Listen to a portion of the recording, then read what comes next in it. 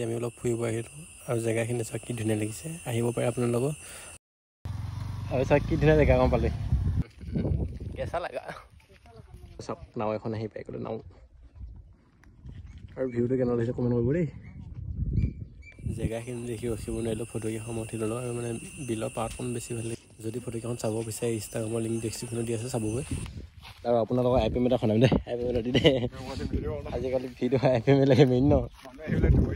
আৰু এতিয়া আই P M দিম যদি মানুহ চানুহ নাই চাওক